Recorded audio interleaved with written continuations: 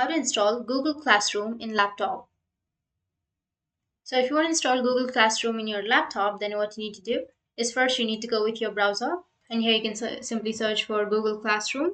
And once you search for Google Classroom download, so just go with the first search, and here you will have an option of download. But if it says that it's not available and it's accessible through the browser, then what you need to do is just simply go with the Chrome Web Store. Once you've searched, now just go with the first search, which is chromewebstore.google.com, and it will take you to this kind of interface where you just need to simply go with the search, and under search you need to search for Google Classroom.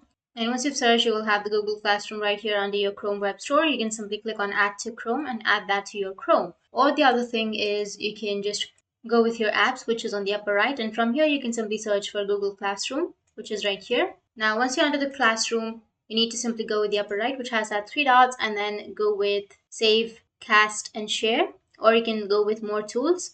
And here you will have Install Google Classroom or Create Shortcut option. So from here you can either install or just go with Create Shortcut and then give it a name. For example, I'll be just giving a name as Classroom and Create. And now you can simply go with your desktop. Right here you will have that.